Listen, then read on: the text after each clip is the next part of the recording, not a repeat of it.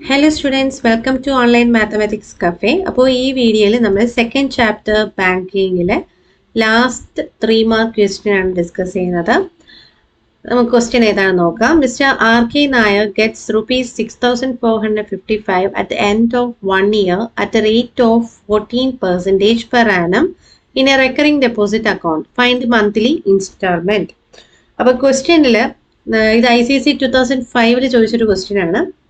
അപ്പോൾ 3 മാർക്കിൻ്റെ ഇതുവരെ ചോദിച്ച എല്ലാ ക്വസ്റ്റ്യൻസും നമ്മൾ ഡിസ്കസ് ചെയ്തു. പ്രീവിയസ് ഇയറിൽ ചോദിച്ച എല്ലാ ക്വസ്റ്റ്യനും ഡിസ്കസ് ചെയ്തിട്ടുണ്ട്.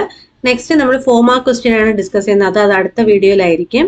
അപ്പോൾ ഇവിടെ നമുക്ക് എന്താ പറഞ്ഞിട്ടുള്ളതെന്ന് നോക്കാം. ഇവിടെ ആർ കെ നായർ എന്താണ് 1 ഇയറിന്റെ എൻഡിൽ കിട്ടിയ എമൗണ്ട് തന്നിട്ടുണ്ട് അല്ലേ. ദാറ്റ് മീൻസ് എന്താണ് മെച്യൂരിറ്റി വാല്യൂ എന്ന് പറയുന്നത് എത്രയാണ്? ₹6,455 ആണ്. എൻ എന്ന് പറഞ്ഞ 1 ഇയർ എന്നാണ് തന്നിരിക്കുന്നത്. അത് മന്തിലോട്ട് കൺവേർട്ട് ചെയ്യുമ്പോൾ 12 months എന്ന് കിട്ടും. ദെൻ റേറ്റ് ഓഫ് ഇൻട്രസ്റ്റ് നമുക്ക് തന്നിട്ടുണ്ട് 14% ആണ് റേറ്റ് തന്നിട്ടുള്ളത്. നമുക്ക് കണ്ടുപിടിക്കേണ്ട monthly instalment that is P ആണ് കാണേണ്ടത്. അപ്പൊ നമ്മുടെ ഫോർമുല ഏതാണെന്ന് നോക്കിക്കേ.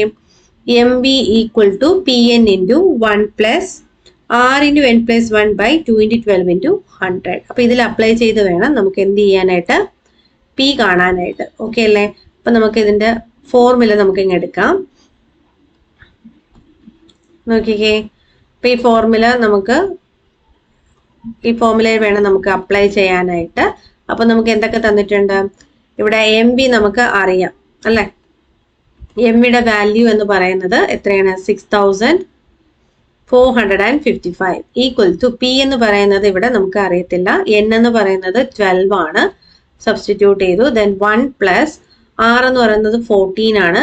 പിന്നെ n + 1 എന്ന് പറയുമ്പോൾ 13/2 × 12 × 100. ക്ലിയർ അല്ലേ?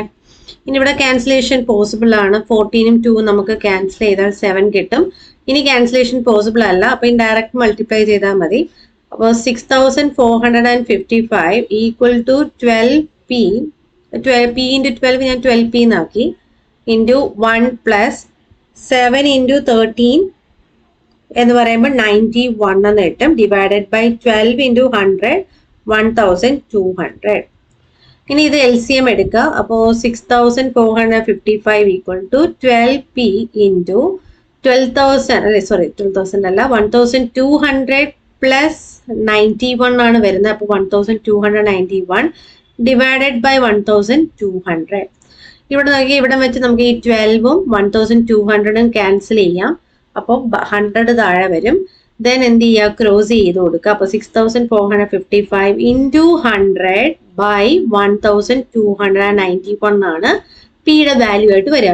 കാരണം പി യു ആയിട്ട് ഇതൊരു ഫ്രാക്ഷൻ ആണ് അല്ലെ. 1,291/100 എന്ന് പറയുന്ന ഒരു ഫ്രാക്ഷൻ ആണ്.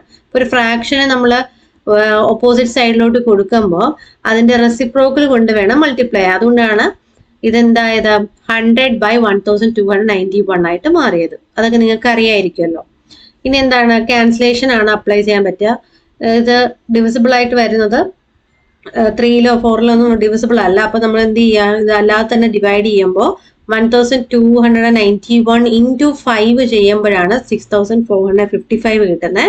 സോ 5 times എന്ന് എഴുതാം. Therefore പിയുടെ വാല്യൂ നിങ്ങൾക്ക് എന്ത് കിട്ടി? ₹500. അപ്പം മന്ത്ലി ഇൻസ്റ്റാൾമെന്റ് എന്ന് പറയുന്നത് എത്രയാണ്?